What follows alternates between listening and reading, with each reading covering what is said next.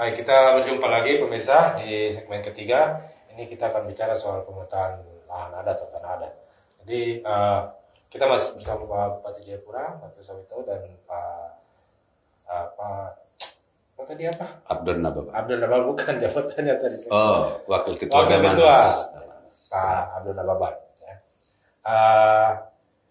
Ini saya sering sekali dengar apa pemetaan lahan adat, pemetaan tanah adat, pemetaan masyarakat adat.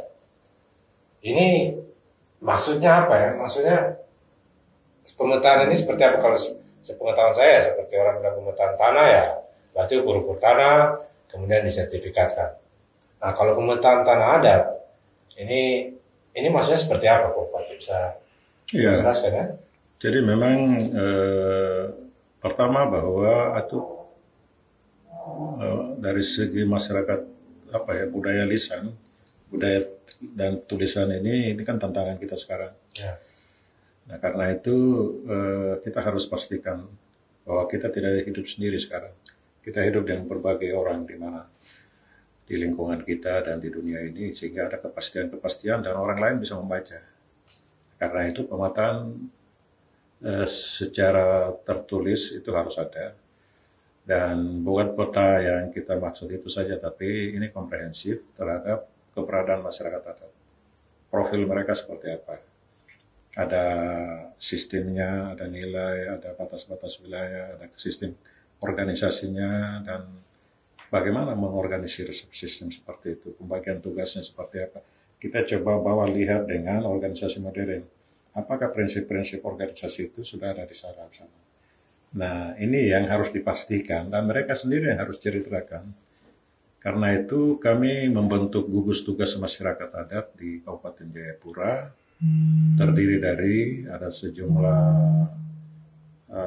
komponen dari akademisi, dari PBN, dari masyarakat adat, dari pemerintah daerah, dari LSM, dan mungkin juga ada pihak-pihak lain yang berkompeten untuk. Nah, itu harus perintah regulasi, itu harus SK Bupati atau Wali Kota. Untuk pemetaan ini?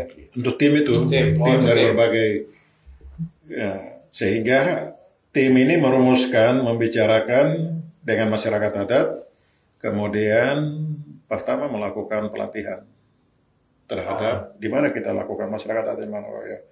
Nah, komunikasi, sosialisasi, kita libatkan kepala distrik, kepala kampung, kalian sampaikan dulu, ada pelatihan ini. Nanti tim akan datang menjelaskan. Nah, setelah itu masyarakat akan tentukan siapa-siapa yang ikut dalam tim itu. Dan pelatihan, bagaimana teknis melakukan pemetaan spasial, pemetaan sosial, dan semua hal yang menyangkut itu. Nah, ini bukan hanya pemetaan wilayah, kemudian jadi orang tahu dia punya batas tanah. Tidak, ini harus kita mau pastikan, karena tadi Pak Abdon bilang Undang-Undang Dasar 45, negara mengakui dan menghormati kesatuan-kesatuan masyarakat dan hukum adat dan hak tradisionalnya, sepanjang itu masih ada. Nah, masih ada ini harus kita buktikan. Ya. Begitu. Kalau tidak, dia masuk di pasal 33. Itu pasal apa? Ya, negara. Hak menguasai negara, jadi milik negara sudah semuanya. Karena tidak ada. Pokoknya tidak ada yang kosong. Nah, justru itu orang mau tahu tidak kosong itu di mana. Pemetaan ini sebenarnya untuk menyatakan bahwa tanah Papua bukan kosong. Ya. Karena itu perlu peta. Makanya ini harus tantangan kita ini, kita harus cepat supaya harus jadi gerakan. Dan ini kita harus dorong semua kepala daerah, pemerintah provinsi mungkin regulasinya harus. Dan sebenarnya ini MRP punya tugas. Ya, harusnya begitu. Dia harus mengawal. Nah, itu perintahnya. Perdasus 33 kan untuk itu. Tugas dan tanggung jawab MRP itu. Mengawal. Kalau tidak dia panggil kepala daerah. Bupati, wali kota, gubernur. Ini kenapa tidak jalan? Terus menerus. Harus dikawal. Oke, memang saya juga percaya bahwa ini memang ya namanya presentasi kultural. Ya harusnya ada ini. Tapi memang ya mungkin kita perlu dorong mereka lebih aktif lagi ya. Tapi Bang Abdul. Jadi saya sudah tadi sebenarnya saya mau tanya apakah nanti pemetaan adat itu bentuknya sertifikat atau apa, tapi ternyata penjelasan Pak Bupati tadi bukan seperti itu yang dimaksud itu ya. Tapi pemetaan secara menyeluruh. Nah, kemudian saya ingin tahu juga ini relasinya apa dengan Otsus?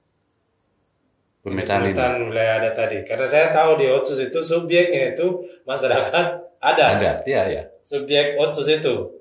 Jadi apakah ada relasi di pemetaan ini dengan undang-undang Otsus itu sendiri? Iya, karena Papua dapat Otsus itu kan karena masyarakat adat. Karena Papua itu sudah ada sebelum negara Kesatuan Republik Indonesia, dan yang membentuk tanah Papua itu adalah masyarakat adat. Karena itu kekhususannya kan di situ. Ya. Karena itu perdasus-perdasus itu sebenarnya isinya tentang masyarakat adat tuh. Yang tadi saya sebutkan itu yang 4 tuh. Setahu saya ya pendidikan, kesehatan, apa lagi. Tapi masalahnya adalah di situ. Ya. Sudah jelas perintahnya dari sisi hukum, tapi dana otsusnya justru bukan ke situ. Ini problemnya. Dana otsusnya itu justru untuk kesehatan, pendidikan, dan apalagi itu? Ekonomi kerakyatan. Infrastruktur ekonomi kerakyatan. Yang sebenarnya ini kan kewajiban pemerintah. Ini nggak perlu otsus. Nggak perlu dana otsus kan ini. Mungkin untuk percepatan lebih. Tapi kan sementara intisari dari otsusnya kan justru adalah bagaimana supaya hak-hak adat ini diakui dan secara efektif dilindungi. Dan berdasarkan itu, ya, pulihlah jati diri orang asli Papua. Jadi dana otsus itu kalau kita baca secara substansial, itu kan untuk memulihkan jati diri. Ya. Karena APBN yang lain tanpa otsus pun tetap membiayai pendidikan, kesehatan. Kewajiban negara. Itu kewajiban negara dan bagian dari kerangka kerja pembangunan nasional. Ya. Nah, artinya apa makna Otsus Papua kalau pemetaan partisipatif wilayah adat tidak ada dananya? Apa makna Otsus Papua kalau penguatan kelembagaan adat Papua tidak ada duitnya?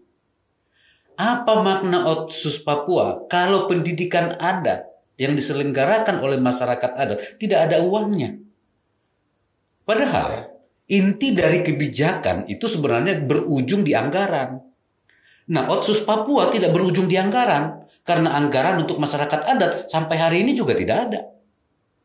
Oke, tapi mungkin yang dimaksud Papua, dimaksud Otsus itu sebelumnya orang asli Papua, masyarakat adat dan pendidikan, ekonomi, keadilan ekonomi kerakyatan, kesehatan dan infrastruktur itu mungkin maksudnya dampaknya ke masyarakat. Itu betul. Ya.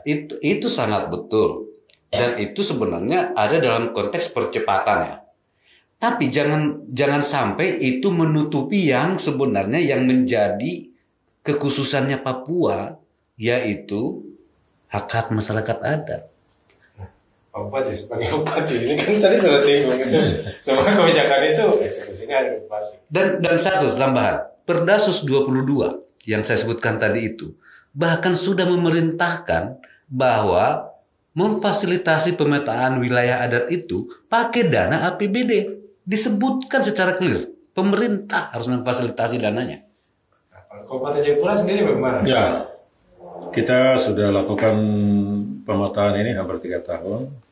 Dan dibiayai oleh Dan kepastian termuat dalam APBD itu juga sampai sekarang diperjuangkan. Masih diperjuangkan, sudah 3 tahun. Tetapi pemetaan jalan. Tetap jalan. Jadi kampung-kampung ini mereka tidak bisa berharap ini maksimal ya? Saya pikir sudah jalan banyak hal, hanya di aspek ini saja. Ya. Bagaimana ini dia bisa punya tempat di APBD. Ya.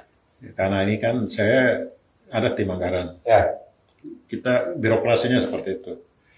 Jadi, tapi ada OPD-OPD terkait kan punya alokasi. Untuk masyarakat adat. Dia masuk ke situ, misalnya DPMK. Nah, jadi saya pikir ini tidak mudah karena sistem perjuangan. sistem pemerintahannya kita harus renovasi. Di DPMK itu ada bidang adat, itu baru di sini. Di struktur lain tidak ada. Itu bidang ya? Iya, kepala bidang adat. Ya ini harus. Tapi saya baru dengar memang, baru dengar. Ada. Maksudnya di Kabupaten Jayapura. Kabupaten Jayapura. Kemudian di bagian kepala bagian di sekretariat itu ada pemerintahan kampung dan kampung adat, kepala bagian. Ya. Ada kepala bagian pemerintahan. Nah, kita setelah itu ini kan bisa direncanakan di situ. Begitu. Kalau langsung ini semua pegawai juga bingung. ini barang apa yang masuk? Karena mereka belajar bukan tentang itu masalahnya. Pendidikan juga tidak ada ruang selama ini untuk itu. Nah, karena itu kita coba mulai dari sistem bagaimana ini. Nah, tapi tidak berhenti di situ. Kampung adat kita dorong harus jadi. Dan mereka punya hak untuk menerima dana kampung adat. Ya. Itu mereka kelola sendiri. Mereka kelola sendiri. Tapi kampung-kampung lain juga harus menganggarkan untuk pemetaan. Begitu. Mereka yang membuat budgetnya sendiri kemudian diajukan ke mereka tetapkan sendiri. Dan itu kewenangan mereka untuk menetapkan itu. Baik, terima kasih. Kita break sebentar di dari sesi 3 ini. Kita akan lanjut ke segmen keempat. Masih bersama